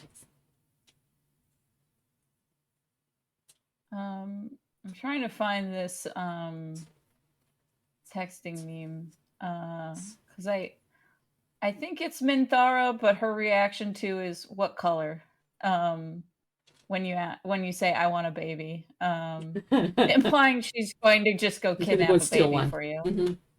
She's like, give me a week. What color? Mm-hmm. I will find one.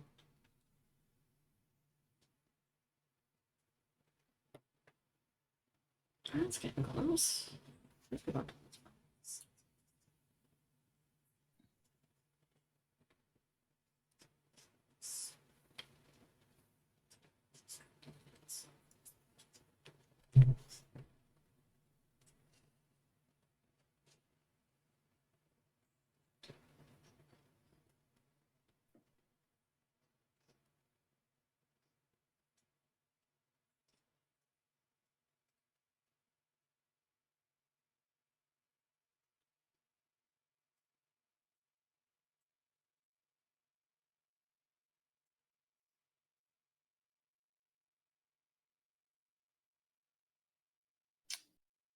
The main flaw with Baldur's Gate is no werewolves that are True. characters. There's That's true. cannon fodder werewolves, Yeah, but but you cannot be a werewolf. And there are not going to be any DLCs, and like that, having PC werewolf to go along with the PC vampire seems like an obvious one. But I don't blame Larian for doing it. Did you see the statement yeah, that no, their yeah, CEO put out? yeah, I'm like, I totally get it. Totally, yeah, no, 100% I understand. 100% support them. That's good on them. Hasbro is being dicks right now, Full of and they're really dicks. Yep. squandering their license of D&D. So like, fuck them. Get yourself free. Don't worry about them and the BS. Make some cool games.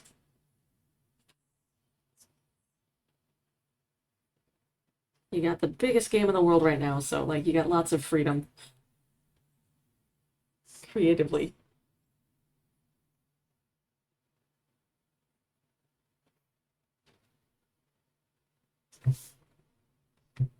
Oh, also some fun details that you can't see unless you have a mod is a lot of people are using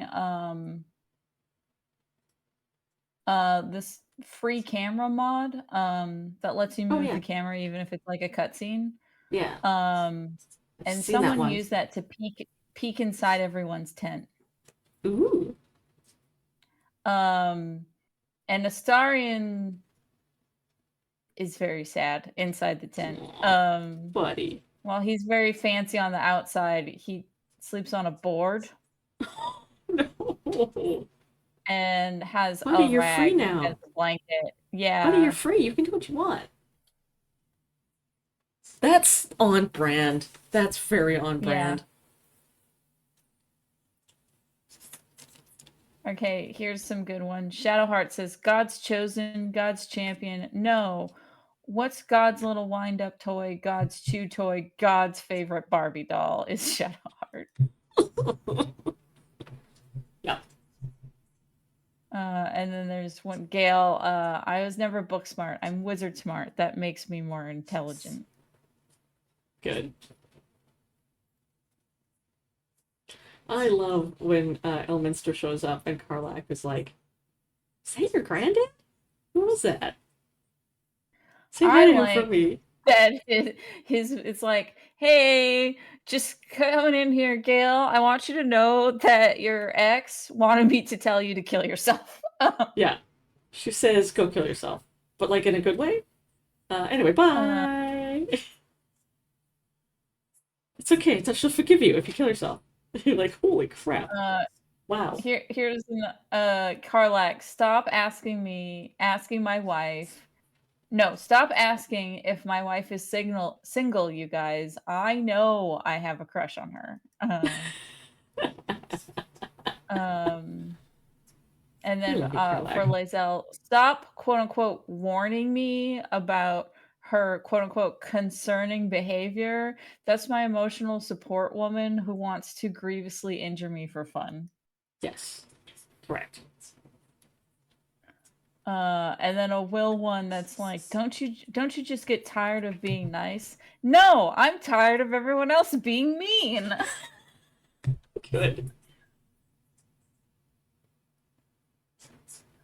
And then Hallison says, I am so mentally stable, you could park a horse in my brain. Oh God, yes, that's perfect. Absolutely. He's so wholesome. He's so He's good. great. Okay. I think The inks the on this guy might be talking dark. about what your favorite most kissable character says about you, other than Man Big about Hallison, they're like, you want someone who is stable and reliable and emotionally intelligent and comforting and also has 3 twinks waiting in the wings when you break up. Absolutely. Absolutely.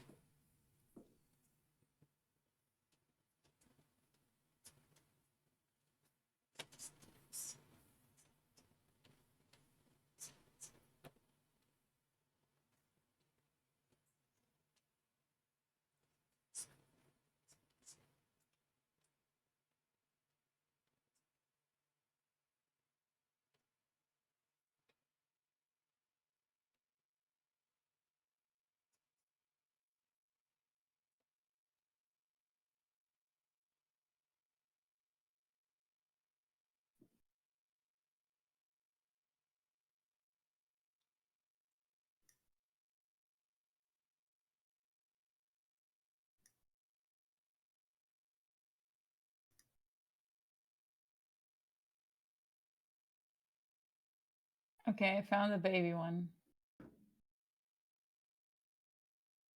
Karlak, want a baby, and then it's like a dog baby? Question mark. And then They for are baby. Gales, yeah, for Gales, it's want baby. Mine? Question mark. Yeah. Who else's? And he goes, Mistra's. Oh, I was wrong. Minthra isn't the one who's going to kidnap a baby. If you say want baby, her response is like for lunch. Mm-hmm. That makes sense. Drow. Okay, here's eating Hallison's I people. want baby. Here's I want baby. Hallison's response. I promise after we restore the balance to nature, I will give you a baby. I will give you as many babies as you want. I can't wait to get you pregnant. I can't even imagine the amount of pure happiness that overwhelms me with. You're the woman of my dreams, and you're going to be the best mother to our babies. I love you so much, baby girl. And then Shadow Hearts is I want a baby. And Shadow Hearts response is I'm baby. Aw. Good. And then Will's is want baby, and Will sends a picture of chicken nuggets. And then text, did you hear me? Yes, and you will get one, but the nuggets. Good. But the Okay, nuggets. for Lazelle, want baby. Would not recommend. Babies are like 3 out of 10. Yes, correct. The I monk agree. guy that you meet later on, whose name I forget, he has a hamster. Minsk. You say to him, want baby. And he goes, oh, just to hang out with? Yeah. It's Chihiro who says, give me a week, what color? So she's the one that's going to kidnap a baby. I Good. mixed up my old ladies. She's great. I love her.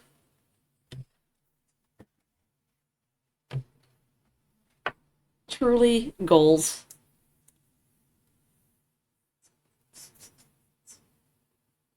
There's one part where you can joke around with her and like call her old, and she just leans into it. It's very fun. Mm-hmm. Good. She's like, "Oh, I'll just be over here hoping my spine doesn't snap in half if I move too vigorously. Anyway, bye."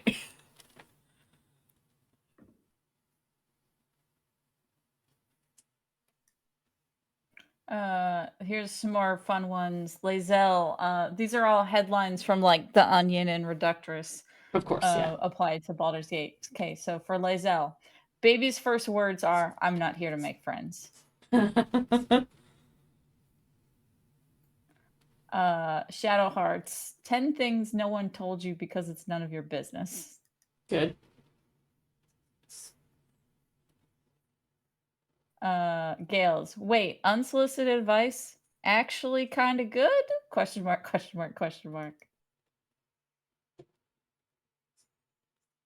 And then Asterion says, I'll try anything with a detached air of superiority. Wells is area man too busy being quietly handsome to go to a party. Correct. They really went to town on his cheekbones. My goodness. Yeah. They are sculpted. And then the Hallison one is struggling with self-confidence. Maybe try being a broad-shouldered man. Good.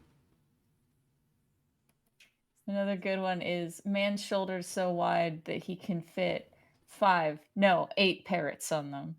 Oh, amazing. That's not saying much. I can comfortably fit 4 parrots on mine, and I am not broad-shouldered. I mean, I'm broad-shouldered for my size. I'm just small. I think it's just one shoulder he can fit all 8 pirates on. Now that's a flex. Yeah.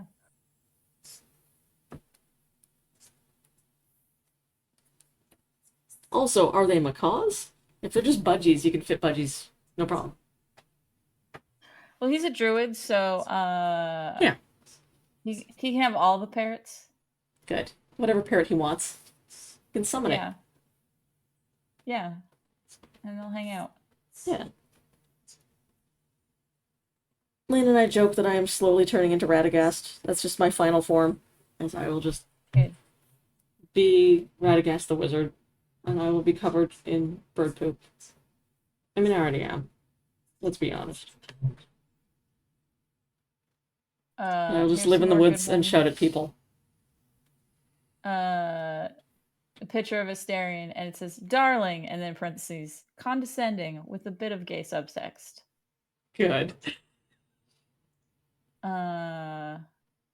Wills, wake up, bolt upright in the middle of the night, deflect a curse with a tennis racket, and then immediately fall back to sleep.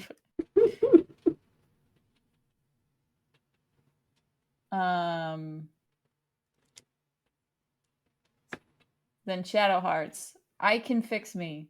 I gotta do everything by my fucking self around here. Lae'zel. Yes, I understand women. They all want daggers and swords. It's quite simple, really. Correct. Gale. My kink? Knowing all the information. And then telling it to you.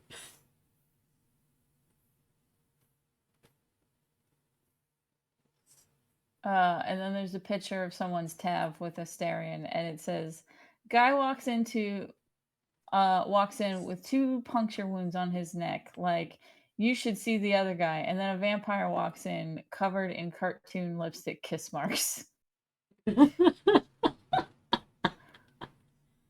Perfect. These are all very good.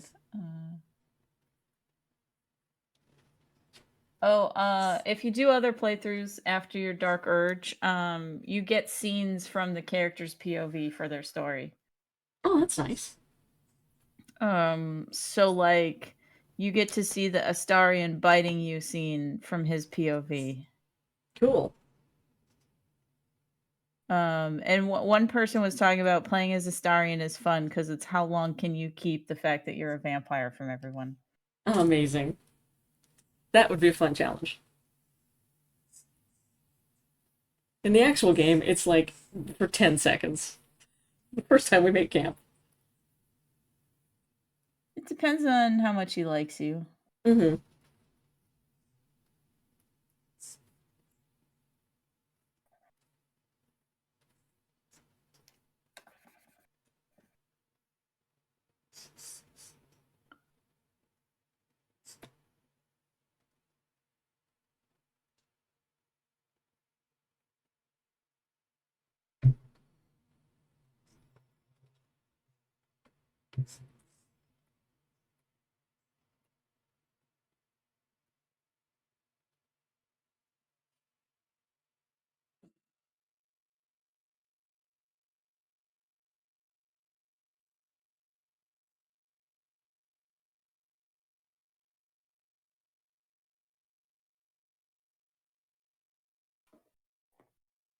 I am going to Oklahoma in a couple weeks, and I have never been there before.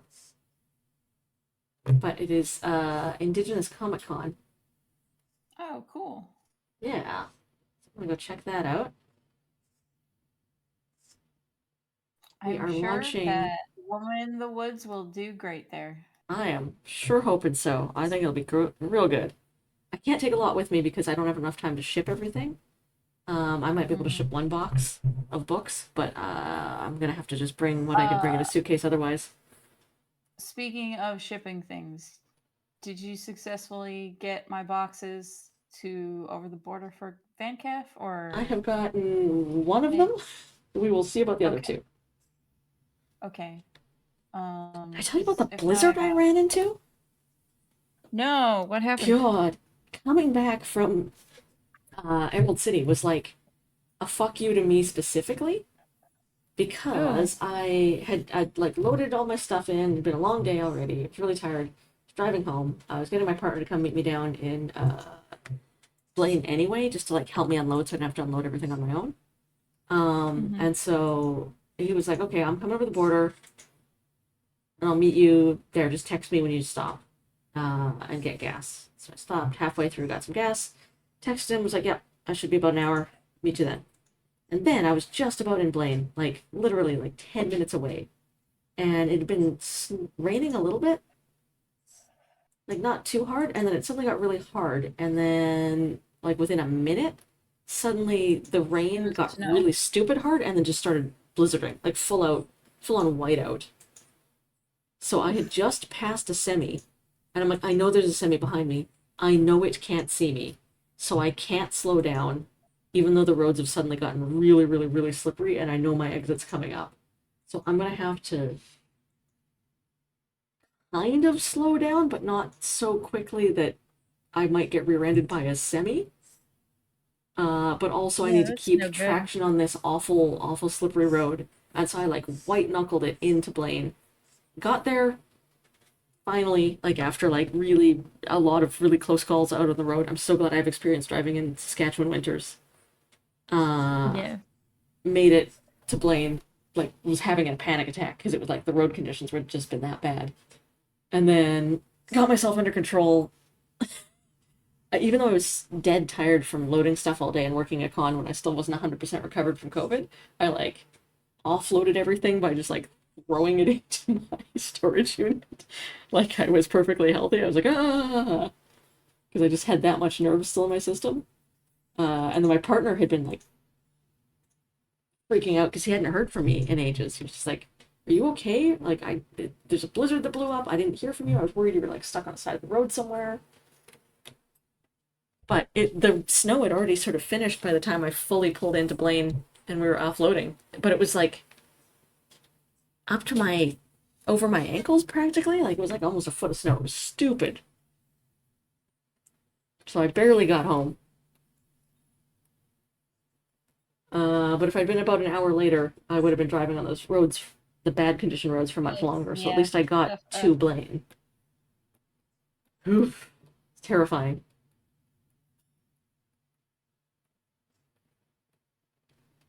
Someone did a poll that's which character would you most want to be stranded on a deserted island with? Nice. And most people are correct in that it should be Hallison, since he probably yes. knows how to survive. No, absolutely. You'd be fine. The only other alternative is potentially Gale, because you'd be like, "Yo, wizard dude, magic us out of here, please. Yeah. You got a spell or something." And then a lot of people said Karlak, probably just because she's fun to hang out with. Absolutely. I could spend a year on a desert island with Karlak. She's great. Mm-hmm.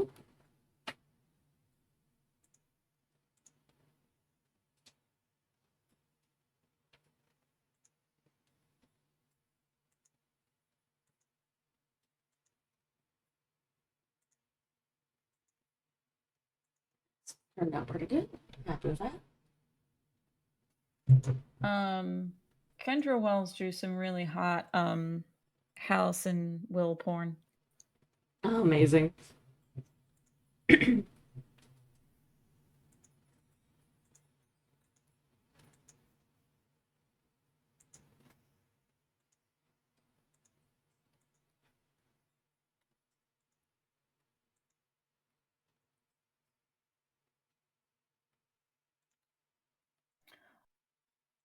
I still remember that one time I got a motherfucking essay in the comment section of Sorcery 101 Oh, yeah. telling me that Danny isn't a sorcerer, he's actually a wizard, because D&D rules, like, Oh, right. they were very mad that I wasn't using D&D rules. Yeah, But yeah. at the time, I didn't know enough about D&D. Mm-hmm. Now I do know enough about D&D to be like, if Danny was a D&D character, he would be a warlock. Yes. Because he only knows like 2 spells. Yeah. And his magic is tied to the fact that he has a magical connection to Seth. Mm-hmm. Who is tormenting him. So yeah, Danny's just a warlock. That's a warlock. Mm-hmm. Yeah. Fully a warlock.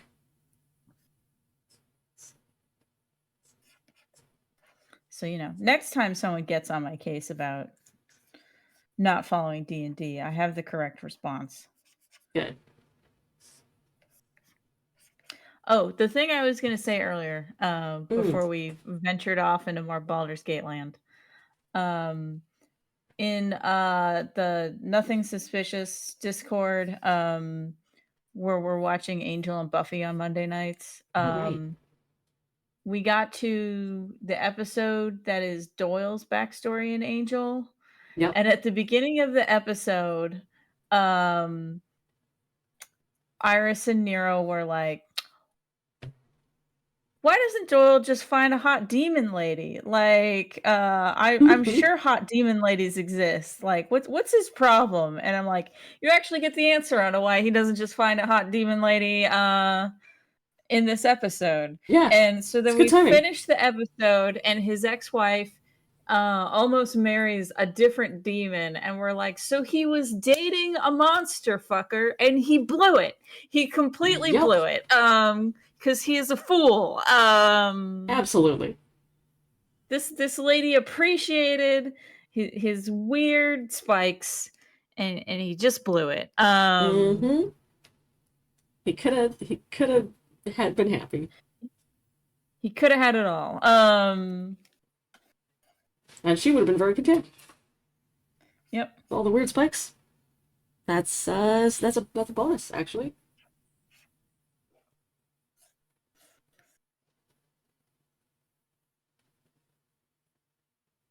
But also rewatching Angel has made me realize, like, oh, they really give you that backstory right before they kill him. Like, they're really pulling an anime there.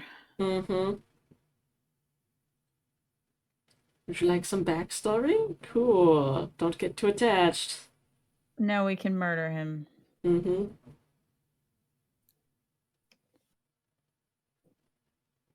I was just reminded me of the Cyberpunk 2077. Because there's the initial part of the game where there's this like friend character who's like big beefy dude who's super friend shaped and he's super friendly and he's super happy and you get to meet his mom and you get to meet his girlfriend and I'm like, you're gonna murder that guy real quick. This man is not long for this world. Do not get too attached.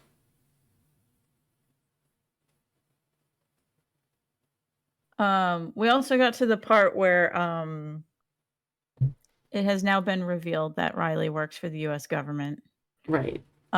Which took Nero and Iris and them all by surprise. They think it's hilarious that this doof is Leon Secret Kennedy agent. from Resident Evil. Yes. They have the same haircut after all. Secret agent doof. Yeah.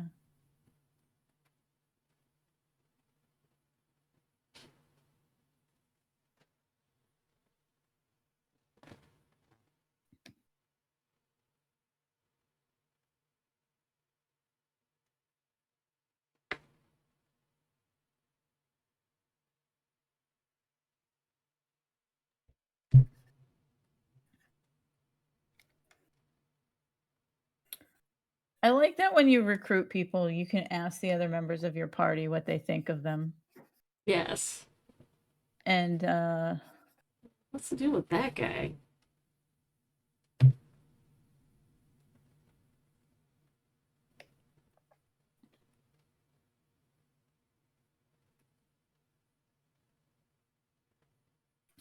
I like Asarian's response to recruiting Karlach. Mm-hmm. Are we just recruiting like unstoppable killing machines now? Cool. I mean, I'm for it. Yeah. Yeah. We already have you, Mr. Vampire. Like, why not? He's a kitty cat. Mm-hmm. There's also a very funny comic that's everyone in the party draws Astarion. Oh, good. Since he doesn't know what his reflection looks like. And it's great because everyone's cartoons say so much about them. Mm-hmm. Like, Shadowheart basically draws the pointiest anime character, OC. Like, good. And then Karlach just draws a super happy cartoony one. Yeah, of course she does. and Will's is also cartoony and happy. Um, and this is the detail I found especially funny is Gale is mostly facial construction lines, like when you see in a how to draw, like this is where the Oh eyes yeah, go, yeah, like yeah. so he clearly spent a lot of time like making sure he got the circle and the eye placement right. And then the comics reveal is Lizelle has a hyper realistic drawing. And everyone's like, holy shit, Lizelle can draw real well. And she just goes, Gith Yankee have no weaknesses and walks away. Amazing. She spent 15 years training. Yes, for this very moment. Yes.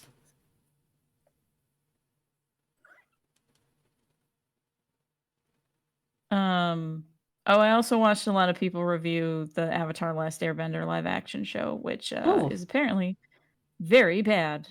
Ooh. Not Gotcha. as bad as the It's movie. the movie. Yeah. The M. Night It's travesty. basically spectacle over substance. Heart. Yeah. And I mean, that's kind 'cause of what it I expected. Like, that's what they do with live action movies, is they're just like, it's like yeah, dangling keys in front of toddlers. They're like, here's that thing that you had that was your favorite. We're doing it a different way. Look at this. Look at this. It's different. It's different, but it's the same, right? And you're like, no. and Why did we need this? We didn't need this. yeah, like, and they also like removed all the characters' flaws. Mm-hmm. So like rather than Aang running away because he can't take the pressure of being the Avatar, he just like went for a stroll and it was an accident that he got caught in the storm in the iceberg. Nah, that sucks. That's not And fun. then like That's not a good character motivation. and then like Katara is struggling and working really hard to learn waterbending. Yeah. No, she just gets it and she's good at it. Right.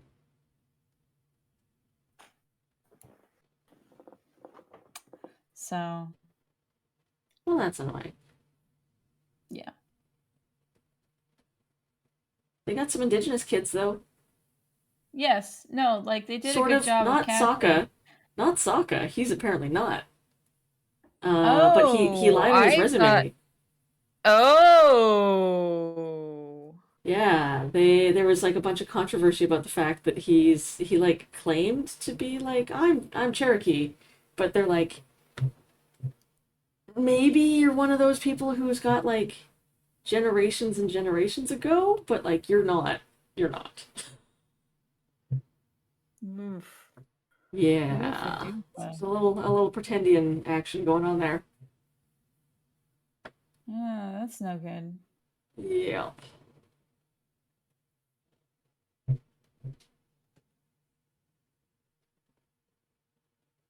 Like some of the changes I think make sense because Mhm.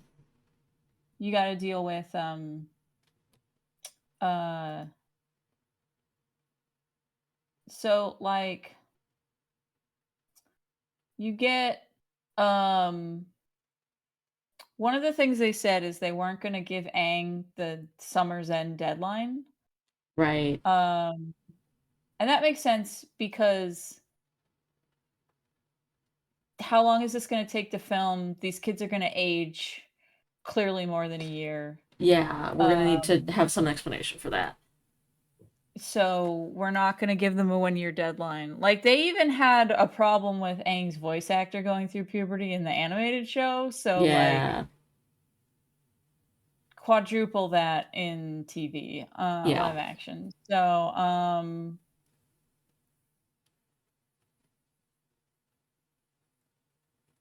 With the new Ghostbusters film, it's very funny to see the kid from Stranger Things, because he's one of the lead actors in it, because he still has the same face as when he was like a little kid in Stranger Things, but he's got like giant, lanky, tall man body now because he's like had a giant growth spurt.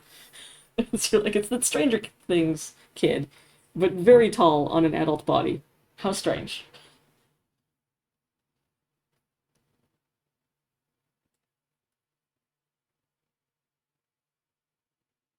Also, the soundtrack is done by a band I am very fond of called Atarashi Gakko, and their Mhm. cover of the Ghostbusters theme is fucking fire. It's so good. Great. Highly recommend Um, listening. I finished my page. It's 10 o'clock, so we should wrap Yeah, up. I am done. I am getting tired. Thanks Let's everyone for call it. watching and listening to us talk about Baldur's Gate for close Mm-hmm. to 2 hours. We gonna stream next week, or are you gonna be traveling? I think I'm. No, it's Easter next week. I'm out of town. I will be Okay. at my family's house. All right. So thanks for joining us for this one, y'all. Yeah. Thanks. Have a good one, people. Later. We will see y'all later. Hang on a second. I can't actually turn off my stream. Where is my mouse? There it goes. Okay, I can leave now. Bye. All right, I'm offline. All right. So yeah, if you can't get my other boxes over the border for VanCaf, please let me know, because then I gotta mail them to VanCaf's thing instead. And let me know how many werewolf books you sold at the FurryCon. Um, because you gotta okay. Because you basically owe me $10 per copy. But uh and then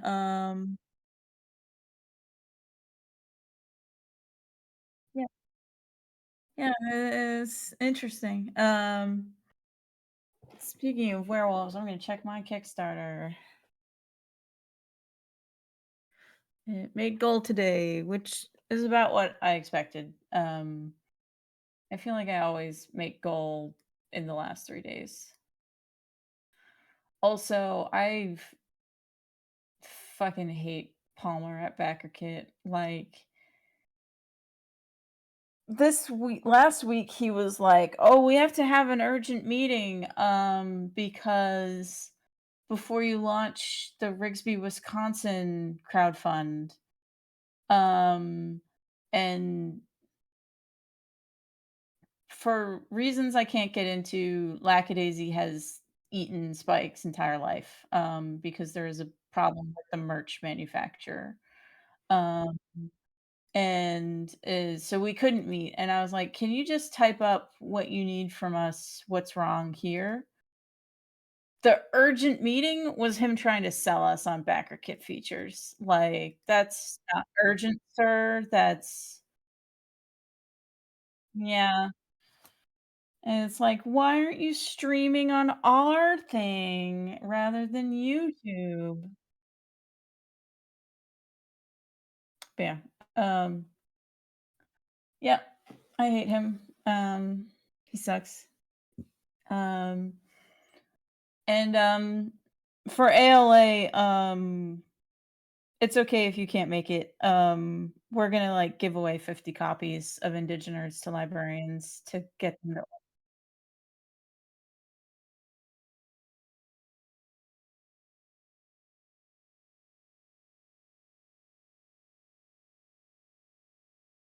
Okay. So that so if yeah, so if yeah, so if they if you go next year, Iron Circus won't reimburse you for your plane ticket. So that would be on the other publisher. Um yeah, because it was yeah, so, because basically, Spike always wants to promote stuff that either just came out, like, in the past 2 months or is about to come out in, like, the next 2 months. Um, because Yeah, so next year's too late. Because it's all about getting librarians to order it and pre-order it. And, like, no one buys shit at the show. Um, but we'll still push it there. So, don't worry about it. Yeah, and Spike only picks 2 people to pay to go there every year anyway.